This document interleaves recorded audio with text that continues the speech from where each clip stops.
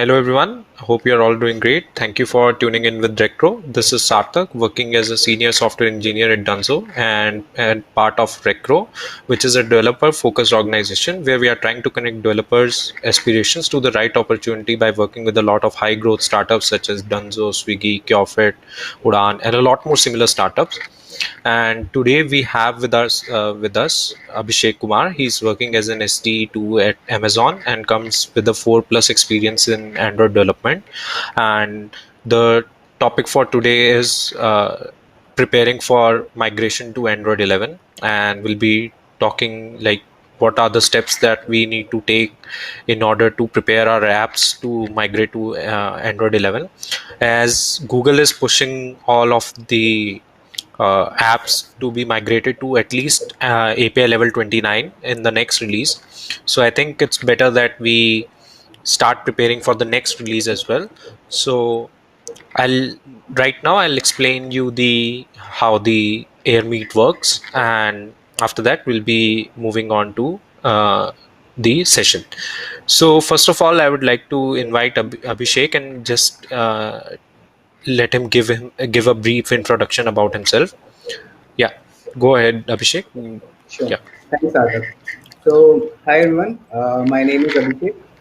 Today we'll be discussing some of the Android 11 features that are coming out and what we should keep in mind while migrating our apps to Android 11 and how you should be prepared for it. So, we'll be covering various topics related to it. So, a little about myself. I did my graduation from Triple IT Delhi in 2015. I did BTech in CSE. I've been doing Android development ever since, so it's been around 5 years. I have worked for several startups like Cube26 and Loconav, and then I also did my own startup called JustCling for a while, which was basically a dating app kind of platform for LGBT community in India. Recently, I joined Amazon as a software developer engineer in Android, and currently I'm working there. And I've also got an opportunity to work as a research assistant with Triple IT Delhi and AIMS, where we developed applications for schizophrenic patients, and their caregivers. So that's a brief introduction to me. Sarthak, should I start with the presentation? Wait, I'll just explain how AirMeet works so that the Sure. attendees are familiar with the platform. So Sure. first of all, on the very right top corner, you can see sessions, and we have two sessions today. One is the introduction session, and the next one will be uh, the presentation session. So we are currently having the welcome session. Then the next option there is raise hand. If you feel that you need to come to the platform and speak something and ask something with the from the speaker, then you can raise a hand, and I as a host can allow you to come to the stage and ask a question with your voice. And after that we have chat option. In the chat option you can type chats anything like that you feel about the talk, or if you're facing any problems, you can write here. And also you can discuss among yourselves how to about the topic, and anything you want to discuss. I'll be moderating the chat, and I would suggest please don't abuse and write anything that is not related to the topic. If you have any questions, then we have right after that we have a question session. In this question section, you can ask a question and it will be noted. People can upvote all your questions also, and the format will be having the presentation first, and then we'll be picking up all the questions that are in the question list. So in the end, the all the questions will be answered, and yeah, and then you have the bottom of your screen, you have a reaction in which you can react to different things. And like if I click on this and if I go a thumbs up, thumbs up will come. Similarly, you can also, like, if we ask some question and you want to react to it, you can do that. So that's about the platform. Hello, is my voice not clear? It's audible. It's audible, right? No, Yeah. Mansi is saying that the sound is not audible. So yeah, I guess we should start the session now, and yeah, hope everyone enjoys the session and learns a lot of stuff. Over to you, Abhishek. Okay, thank you, Sarthak. All right. Hi guys. I guess we'll start now. Uh, I'll give you a brief overview of what we are going to cover in this session. Actually, there are a lot of changes in Android 11, and all cannot be covered within a single webinar. And to be honest, each of these sections that I mentioned here, which is privacy, storage, notification, and the new APIs and all, these individually could take up a single webinar, but I'll try to cover as much as possible from these topics so that you have an idea in different categories what all changes are coming and whether you should be doing something in your application to to make it work properly in Android 11. So as I mentioned, the major changes have been done in privacy and then storage, and then you there are also some features and introduced in notification part of Android, and then there are several useful APIs that Android releases in every release, and even in this release they have released. We'll have a look at some of them and see, and I leave it up to you to decide if you can use it in your project or whether you find it useful or not. So I'll start with the privacy part of it. So in privacy, the major changes can be seen in these four categories. There are other changes other than these categories as well, but we are covering these four categories in this presentation.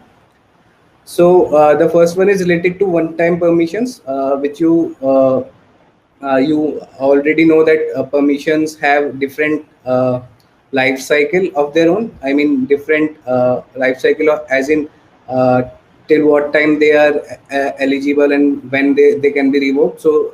Android 11 has done some changes around that. Permission auto reset is something new that is coming. We'll see it in the coming slides. Then since this location is very private to a user and very misused also, so Android has again done some changes in background location access and tried to make it more secure for the user. And then there are some changes in package visibility, which is how you can access other apps through your apps, or the things related to other apps. So we'll look a little bit deeper into these things. So as all the developers, Android developers who are currently in development, must have seen that one-time permissions, that Android had this idea of, earlier you could get permission for anything, but then they introduced this allow only during the only only to this only for this particular time. And now they have also introduced an option which is like allow only while the app is in use. So this option will be visible to all the users who are on Android 11 devices. So if your app is being run on Android 11, so this dialog will pop up and the user can select that he wants to give the permission only for this particular session. So this basically means that once the app is closed, once the app is removed from the stack of activities, and the user comes back to the application, he will again have to give the permission to that particular feature that you are requesting. So to handle such things, most of us won't have to do anything if we are using the best practices for writing code for handling permissions, such as checking every time before we access something, we check whether we have the permission to access this or not. And if we do, we proceed, otherwise we show this pop-up message. So if we are using such flow in our code, then we shouldn't have any problem. Otherwise, you might need to rewrite your permission asking flow. Moving on, then there's this a new concept of permission auto reset that Android 11 has introduced. So it's basically again similar to the it's basically tells the Android system that this particular app has not been used for quite some time now, and so the your Android OS would revoke the permission for that particular app, and then when the user opens it after that period of time, he'll again see all this permission workflow. So this the good thing about this change is again that if you're using the correct practices for writing permissions, you need not do any changes in your code, and your things should work fine. Then the background location access changes. So this is something that most of us who are planning to target Android 11 in our project will have to make. So now what Android 11 has done is that to access the background location permission, you'll first have to ask the foreground location permission, and if the user grants them, only then you are eligible to ask for the background location permission. And even when the user and even for getting this background location permission, the user would be redirected to the settings page instead of showing the normal permission pop-up which we see in other permission. User will be directed to the settings page where he should be able to where he'll be able to give this back location permission. So the idea behind doing this was that uh, and Google wanted the users to be more aware of this particular permission that they're giving, and they want to show that this could have much more impact. So they have uh, this developed this mechanism of redirecting the user to settings page instead of letting him select give the permission there itself. So this is something that most of us will have to change in our apps if we are using background location access. Moving on, then they have these changes related to package visibility. So earlier you could get all the apps installed in your device using this query intent activities, and you could decide what you want to do with it. But this is a lot of data for a particular app to access, and you might not want to access the details about other applications. You may be wanting to query a particular app. So uh, so in Android 11, they have introduced this concept of queries, where in your Android manifest file you have to write the package of the application that package name of the application that you want to access, and only then you can access that whether this particular app is installed or not. Otherwise, this query intent activities is useless if you are using Android 11 devices. So I'll just briefly show a code example of how ideally the permission should be written. Most of the developers would be familiar with it, but I just want to review your code and check it whether you are doing the right things or not. So here's this is a simple activity which basically just has a button which wants to open camera preview and asks for the camera permission, preview permission. So as you can see, this show camera preview. This is called when the button is pressed, and ideally, Abhishek, according to the best just practices, yeah, yeah. Can you zoom in a little bit? Like, can you increase the font okay. as we are not able to see it properly?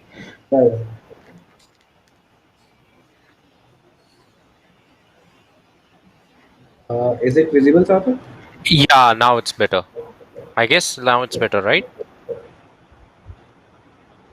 Yeah, yeah. Now I think it's good. All right. Okay. Okay. So this is our this is the functionality that we want to execute after our button click. So first we should, since we are accessing camera, we should see whether we have the permission to access this camera or not.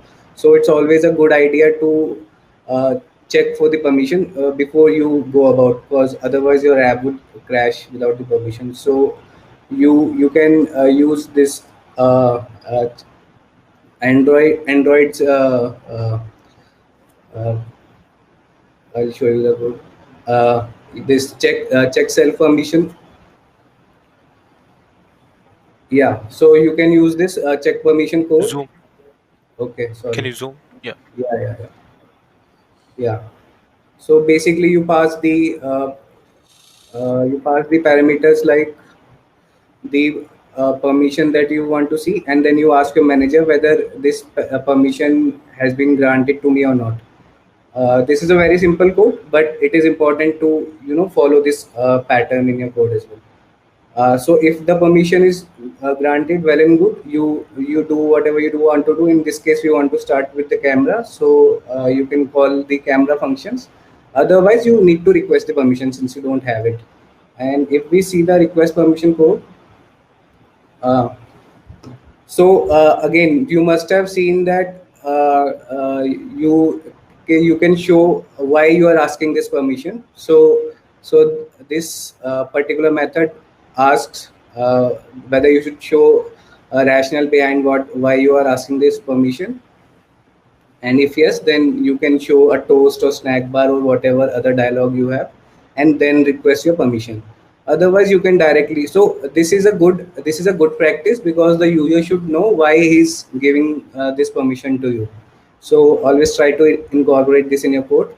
And once you are done, then you actually request the permissions, which is a standard permission asking code, as you can see here.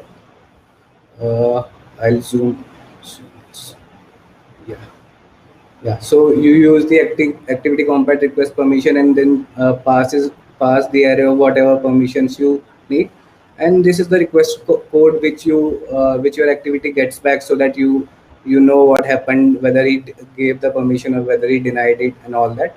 So we have a callback for this, which you can see here on request permission result. Uh, then we see that whether the permission was granted or not, and then this if it was granted, we do our functionality, which is starting the camera in this case.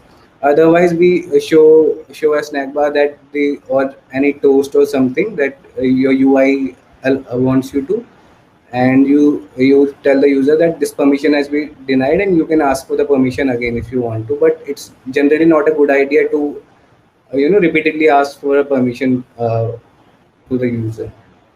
So this is if you're following this kind of flow in your code, then you need not worry if the user has selected one time permission only, or the permissions were automatically revoked. Because if the user selected one time permission, he'll again open the app, and then on clicking the button, he'll check whether he had permission or not, and the same flow will go again. So your app will never behave unexpectedly, so there'll be no crashes seen. So these are some of the practices that are there. And move on to the next topic then, which is changes related to storage. So in during Android 10 time, and Google tried to introduce this storage access framework. They wanted to emphasize more on it, because otherwise normally what happens is your app is able to store data on different places in your phone, and also and all okay. So and also and when the app is uninstalled, the data which could be images or documents are just left there, and it causes a clutter. And also sometimes when the app requires a permission for, say, a particular photo, it is given it can ask for the entire external storage permission, and then get the storage permission, and then access the particular photo. But it is being given permission for a whole, lot more things. So instead of just getting the permission for a particular folder or a file, you were asking permission for the whole external storage, and this is something that can be avoided and should be avoided. So this storage access framework was introduced with this purpose in Android 10, but but it had some backlash from the developers because the Java IO file functionalities were uh, became useless after that, and they were not able to access files easily, and they had to do they would have had to do a lot of migration. So Android, so they decided to give this flag request legacy. Sorry, request legacy external storage flag in which you could give in your manifest, and so the your app would behave like it like it would behave before Android 10, that is before storage access framework.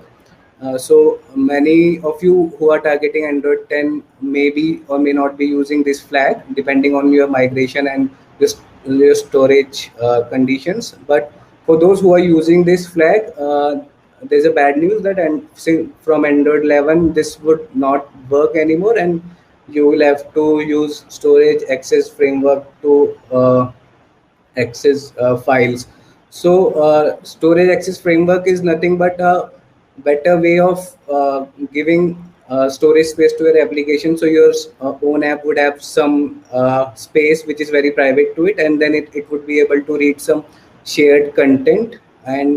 And if you, and all those should be done using media store APIs and things like that. So storage access framework is in itself a very uh, deep topic, so I'll not go deeply into it. But you should keep in mind that if you are going to target Android 11, then you should look into it and implement it, because you'll have to migrate your old data as per storage access frameworks storage policy, and you'll have to keep in mind that this particular flag will not be working anymore. So to make the life of developers a little bit easier, Android also introduced some new APIs like create write request, create trash request, where if you call these APIs and you get the permission, whenever the user deletes the file using create trash request, the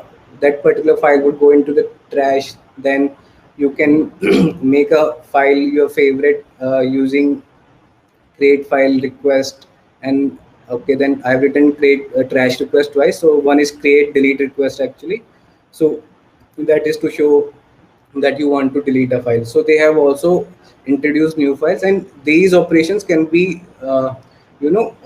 executed on a bulk of files. Earlier you had to give permission to each file individually if you wanted to delete them, but now you can do them in bulk using these new API. So this is something that would be helpful.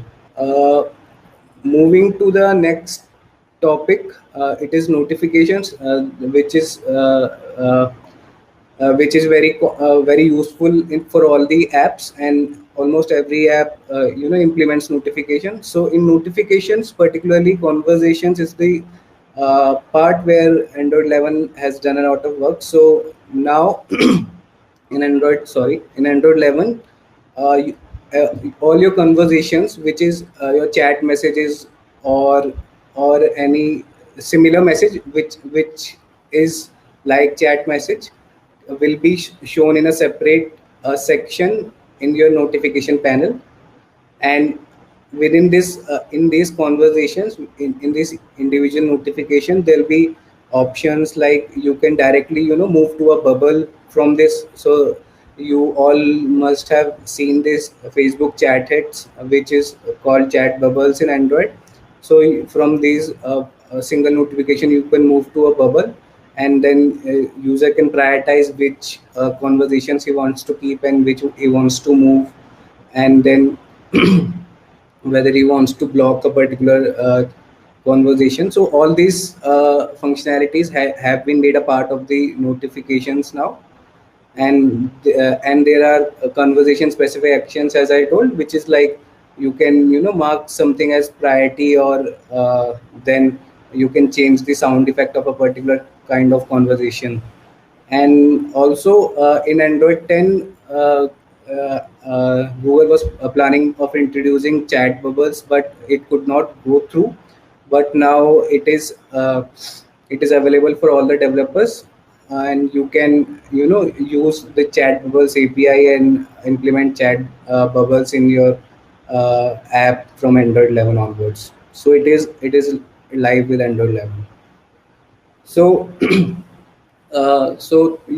just to make some things clear, that if you want your notification to be shown as a conversation, so there's you have to use messaging style, and in that you have to build a person object which is an Android API only, and then you have to provide it to the notification builder.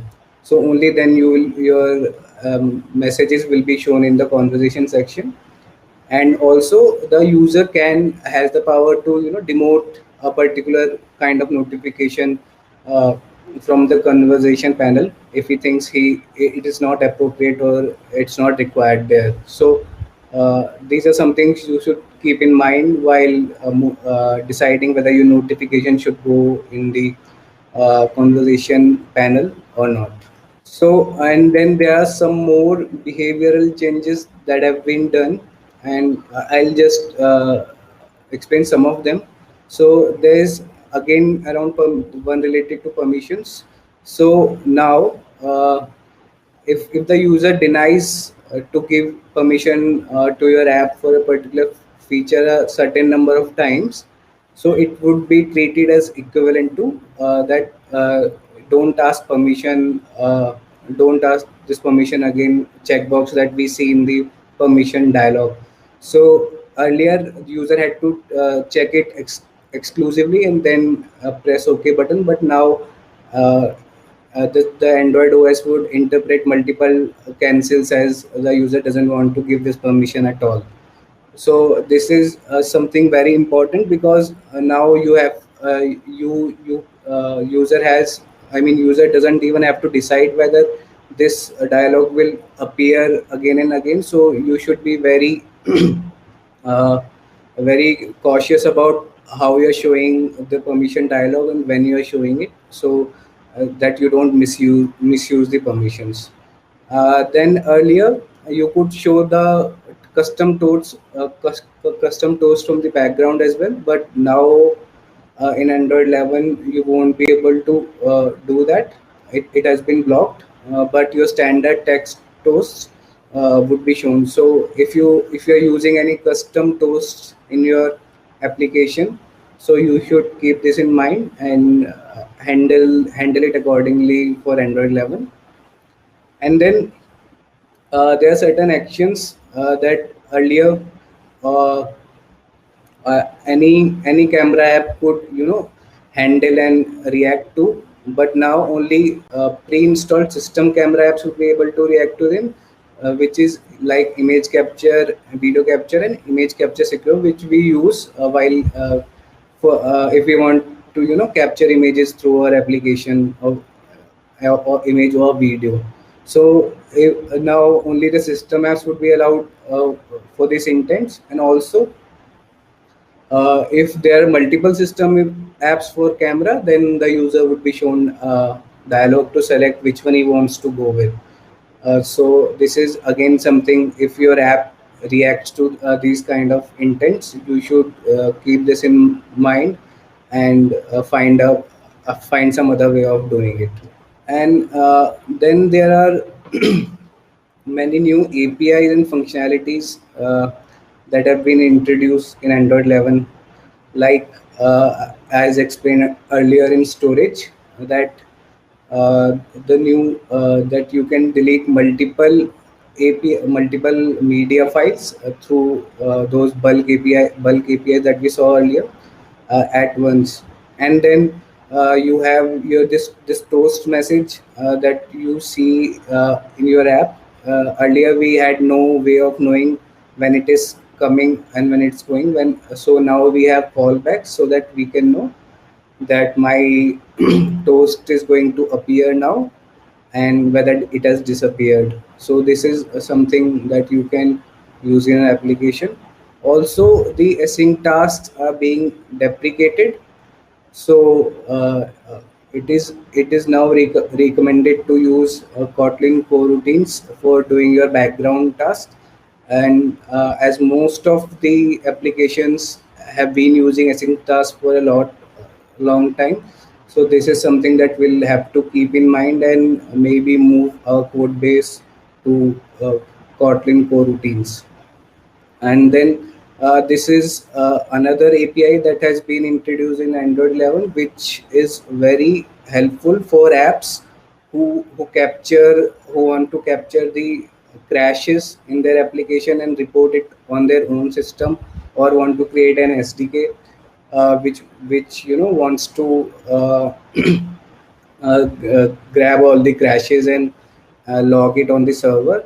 So this API get historical process exit reason would return you a list of reasons with the crashes, why it happened and when it happened, and you can use it to track your application and how it's performing.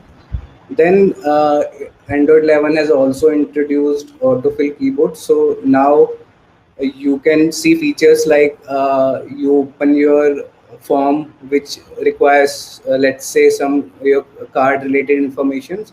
Now you can just like you see smart replies, you can see options to autofill your card, kind of tab on the top of your keyboard, and on pressing it you will be able to see you will be able to fill the form using the data stored with that card. And other than that, I missed something here. So Android has also introduced this functionality of callbacks of your keyboard. So now whenever your keyboard comes up on the screen, your app can know whether the keyboard has come up or went down, and you can your app can behave accordingly. So earlier there was no method to know what the current position of keyboard is. There were only some hacks which were used, and this is something I find very useful in Android level. uh, I guess I have covered all of the topics that I wanted to. Maybe we can start with the Q&A now, Sarthak. Yes, Abhishek, we'll start with the Q&A. So right now we only have two questions and we have a raise hand. Okay. So Anukul Srivastava, can you please reply in the chat for what purpose do you need to ask the question? I'll hand you the mic anyway. So yeah, over to you. Yeah, Sarthak, can you hear me? Yeah, we can hear you, Anukul. Yeah, yeah. Abhishek. So Abhishek, I just wanted to know I have some doubts related to scope storage. So do we need to write separate code for handling backward compatibility, like the current code that we write generally to access all the media file? And do we Yes. separate code for scope storage Yes. Yes. for Go on. post? So he's asking that do we have to write Uh, backward compatible code Yes, for storage API? yes. yes. Yeah, I got your question. Yeah, thank you for this. Yes, you'll have to write some separate code, because if your app was not following storage access framework to store the files, and you're planning to target Android 11, you'll not be able to access those files. So you'll have to migrate, those files to the current Android access framework. And only then you'll be able to access those files. So yes, you will have to write some code for the migration. No, no, that is migration is fine. If I say if I s- Okay. I'm asking, if I write all the code from the scratch, remove all the current code that we write for storage access and write all for the scope storage. So will that work in pre-11 devices also? Yeah, so if you have already written your code as per storage access framework, then everything would work fine. If Hmm. not, then you will have to rewrite it. Okay, okay. And is there any like which folders we can't access? Like generally, if we take a media permission right now, that Yeah, file write permission, we generally have access to all the folders, right? yeah. Yeah. So is there any restriction on the which folders we can't access? Yes, so you cannot access the SD card root directory anymore, and you will also not be given right external storage permissions. So all the folders which are associated with these will not be, you will not be able to access them. Okay, I will just take a practical example. Like generally, if you see Photos app, okay, Yeah, yeah, photo app is there. You took a new picture, and that photo app will show you notification that a new photo has been captured. you're So in right, the background, they register a service or a less observer to capture those new media files that are added. right, So what happens is if I have app, I have a listener to Photos camera app. So generally, one app has access to another folder's directory, right? To observe okay, all. yeah. So if you are accessing those photos using the media store APIs, then you will be Yes. able to access them still. Okay. Okay. Fine. Yeah, yeah. Thanks, Abhishek. Thank you. So, as a general format, Anukul, the Android is moving towards like differentiating between different types of files. So, for accessing media files such as videos, images, and even voice recordings, you have a new API which is Media Store API, in which you can like query photos and stuff like that, and you will directly be able to, like, if you want to show a chooser for photos, it will you can call that API and it will take you to the chooser, and you can choose a photo and it will give you the file path for that. Okay. Fine. I would not say file path, it now gives a URI which you can Right, further use. right, right. Okay. Okay. Thanks. Thanks. Thank you. So the next question that we have is like how get historic process exit reason is different from Firebase Crashlytics. So Firebase Crashlytics is they have their own mechanism. So earlier you did not have any API of getting these crashes in for your application.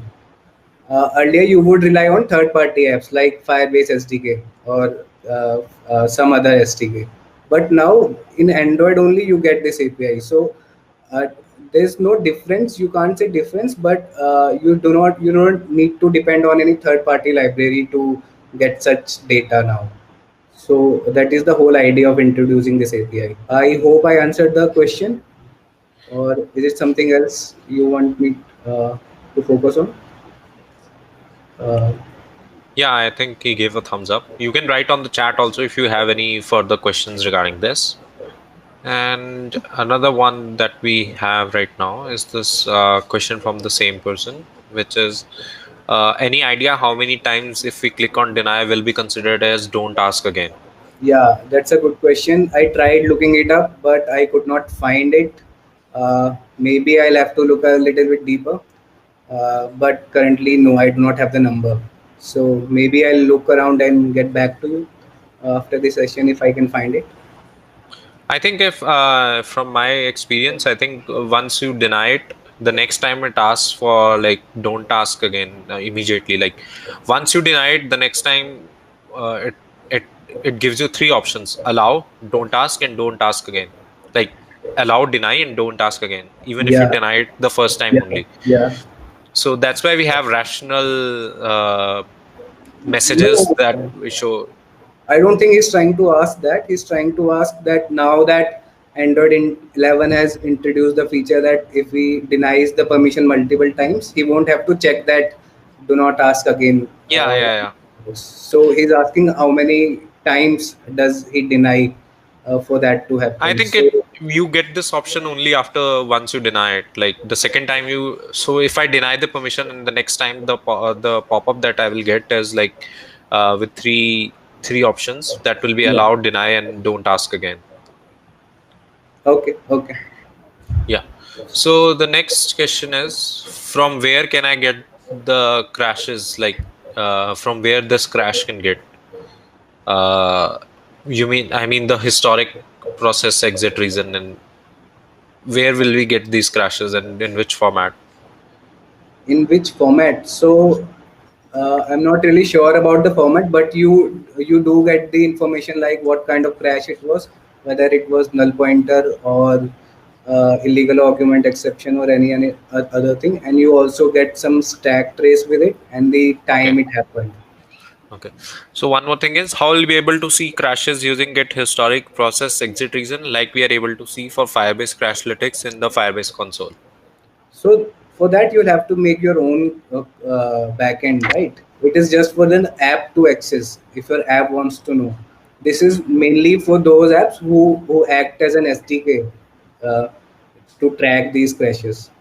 So if you are doing something like that, if you want to keep a metric of how many null pointer exceptions you are getting, so you can use this particular API and fetch the results when how many null pointers I had, and then send it to your server to keep a record of it. So that is the use of this. You won't get a dashboard with it. So this is just an API, Android API. So like it's an option that we can use in order to access the crash information, and if we don't want to share it with any third party app, like earlier we had Fabric, now we have Firebase Crashlytics. So say if we want to keep our so these libraries are quite heavy. I would say it takes about one and a half 2 MBs of your app space, and if you want to reduce the app size and you want to not integrate such libraries, which is like Crashlytics, and you want to avoid these, and you still want to get data regarding the previous crashes. Earlier we Absolutely. didn't have any option to access those. Now we have Right. uh, an inbuilt method that we can use. Yeah. Yeah. All right. So I think all the questions have been answered. So one more question that we have in the chat is for background task. If we are using async task and now Android 11 using recommend to use Kotlin coroutines, but some apps are very big now and impossible to convert to Kotlin. What's the solution for this?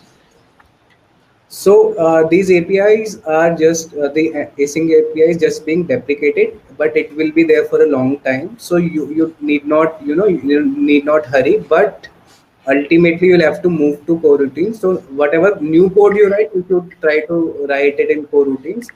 But there shouldn't be any problem because in your code, if you are using some deprecated APIs, also it works fine, right? So And for this, I think yeah, yeah, I think for this kind of problem, if you are using any async task and you are in Java file, you just take that async task and move it to a separate file, and try by moving. What I mean is take out that functionality from that Java class, write a coroutine in a separate class, and call that coroutine like make a wrapper around. You can also make a wrapper around it, and you can call that coroutine from your Java also. Like you can make a right, static function and global scope, you can launch that coroutine and it will give you result, and then you can fire a callback using interface or like any standard callbacks that we have, right, right, right. and yeah, you can post that result. So I think that would be Yeah, that is helpful one of for the you. ways of doing. Yeah, Absolutely. for now. Yeah. So one more question that we have is what if I uninstall the app and save pictures using media external content URI, then will it be deleted from the gallery? So if you used storage access framework to store your API, then yes, your files would be deleted with the app when the app is uninstalled. So the idea behind this is that your app doesn't leave any clutter behind. So you have to store your files appropriately, just to if you want, whether you want to leave them once your app is installed, or you want the files to be uninstalled with your app. So I think we also have one flag there called allow backup in the manifest, which saves your data and until you clear the data. I think it is working right now, which is like if I do allow backup equal to true, then if you reinstall the app, your previous data is still there for some time, and after the some time it gets deleted. I think I don't have the clarity right now to tell you the time frame in which the data gets deleted, but it stays there. Like say you have some data saved in your preferences or you have made some db and you have allowed backup equal to true in your manifest, then that data persists. If you uninstall the app and install the app again, you can still read that data. It is not completely deleted from your phone. Uh, So but Sarthak, that's does it an also work with files, मतलब image files and documents? I have to see. I Yeah, think it should even I'm work. not Like sure. yeah, I'm Yeah, not sure about that, but I think that can help if you don't want to delete. We can explore more on that. right, right, right. Yeah. That could be one option. Yeah. So the next question that we have is coroutines compulsory means now we completely migrate to Kotlin and leave Java. Yes, that would be a good idea actually, but it's not compulsory, as in that you have to move to Kotlin. But since async task would be deprecated, it would not be a good idea to keep using a deprecated API. So maybe you should consider moving to Kotlin. So I think yeah, it's better right now to start moving to Kotlin as like all the new code that even Google is writing for their APIs and everything, they're writing it in Kotlin, Right. and coroutines will be heavily used inside them, and it will be very much easier to write simple functions. Like you, for using coroutines, it's not like rocket science. You just have to add a suspend keyword in front of a existing function and just have to launch it under a coroutine scope. And I think it has its learning curve, but I think it's fairly easier than and writing a lot of code using async task and Rx Java, and It's that's way lighter than coroutines. async tasks and other stuff. Yeah, it's a very good replacement for them, and a much simpler one. Like, Right, right, right. yeah, all right. So the next question is, let's say if I have a photo editing app or a collage maker. In that case, if even if the user deletes the app, I will want the edited photos collage he created to stay in the storage. So in that case, I think you will have to store your photos and collages in shared space instead of uh, in Yes. the app space. So we have a media shared space where you can, from where you actually access those files also. Like, so say if you want to set a profile picture in your app, you go to the gallery, right, to select a photograph. It's the shared space where you can add those photos and under a folder, and gallery apps and other apps which can access those shared space can also. So there are two kinds of spaces. Like, one is the app private space which you don't want to share with any other app. It's just part of the application scope, I would say, and only the application can access that space. No other application can even try, even if they have the permission, they cannot go inside that space. Right. Apart from that, we have a shared space where each application can write, I would say, the files. And so I think that will help you. Like, you can explore shared space. All right. So the next one is, can we move the particular racing task to Kotlin and rest of app leave in Java? Yes, you can do that, Yes, you I can would do say. that. Yeah. Yeah, because what that's the same case I was suggesting, that you make a Kotlin file and write a wrapper in which you launch the coroutine, because right now you can launch coroutines in Kotlin code only. And if you write a Kotlin class and you write a suspend function there and call that coroutine inside that in a global scope, or in a, you can say, a file scope, then you can via using interface you can pass the result back to the Java file. Like, use an interface, pass to that file, and uh, once the coroutine result is done, you can simply pass that inside the interface and it will reach the Java code. So I think it's fairly easy to move async tasks to Kotlin and to coroutines. But I would recommend that you also start writing other code in Kotlin as well, because Yeah, like, all the as Sarthak mentioned, all the Google code, all the APIs that are being written in Kotlin now, and it's much simpler and faster than Java. So maybe give it a try, and you'll probably end up loving it. yeah, it's a much simpler like code structure that you follow using coroutines and Kotlin. Like, a lot of things have been simplified, which required a lot of boilerplate code. Like, writing async task is also a very, like, I would say you have to write a lot of boilerplate code, like on pre execute, then on execute, and then post execute. You have to write a lot of stuff. And you That also all have to can worry be, about memory leaks. yes. But uh, And view callbacks also, like, if you yeah, are on in the post, you are posting something to the view, you have to check if the view is not null and everything. right, right. Yeah, so I think that If you are writing, so the best recommendation I would say is, like, if you're calling in a coroutine inside an activity or a view model, then it can be called under their scope, and once they are destroyed, they won't post any result and it won't lead to any Right. crash. Right. And combining coroutines with flow and live data is the best option right now, because they also provide you with life cycle aware component, like life cycle aware methods, which will automatically detect if the activity or the view model is available or not, and then only post the result. And yeah, I think that's the way to go. That's why the Google has introduced architecture components and MVVM pattern. Right. I think it's better to move to these kinds of, I would say, patterns, because they are quite useful in avoiding a lot of crashes, and you can say a lot of problems that we faced and we are currently also facing if we write code in Java and we are not using the current latest architectural components. RX is also a good option, I would say. RX is also getting, I would say, deprecated. A lot of people have stopped using RX due to its complications of switching threads, and it has its own learning curve, I would say. And once you learn it, it's you can do a lot of stuff with RX Java also. But I think right now we also have a new library, a new API, which is Flow, and it is based on coroutines.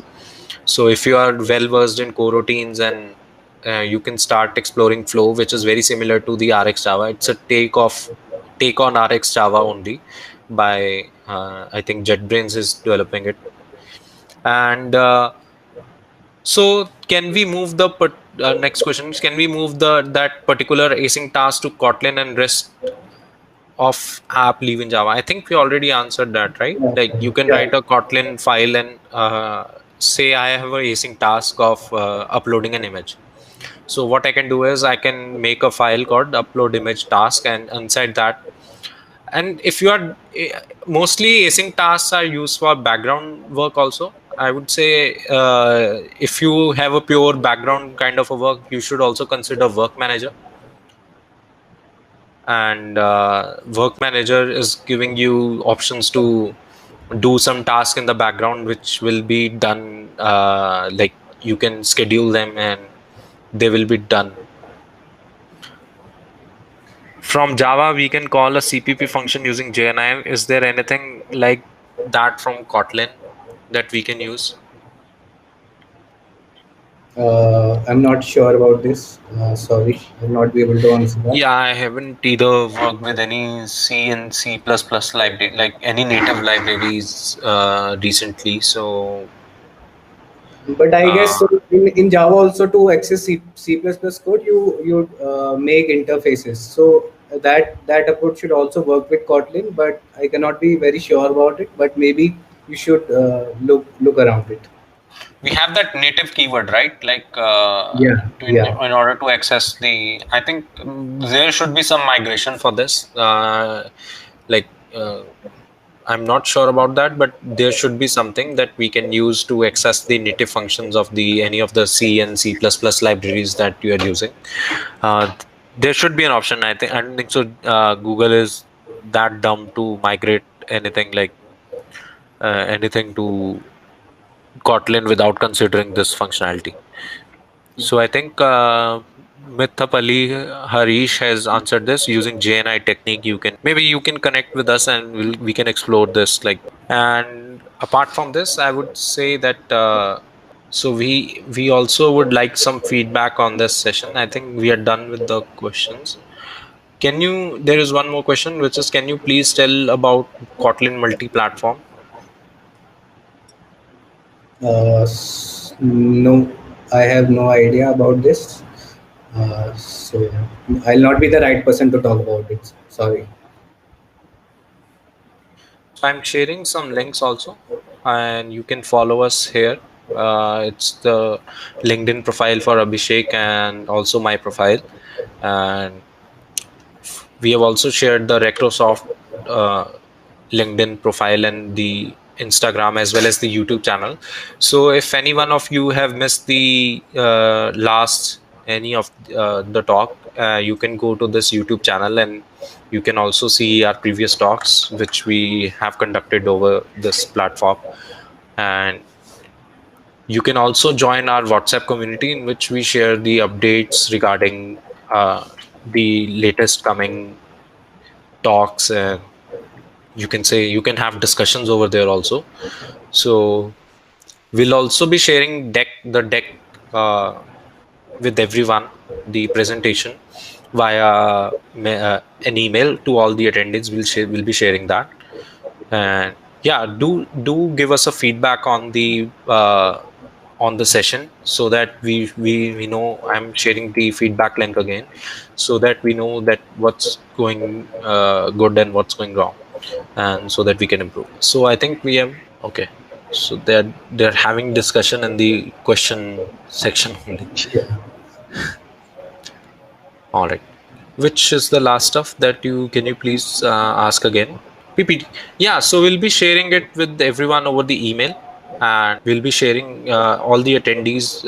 Just a second, I'll be sharing a new link for the YouTube. Yeah, I think this one is the working YouTube channel. Do make sure like you visit the channel, and we also have a previous talk with Niharika Arora on unit testing, which if you have missed, I think it's a very good talk that we had last week.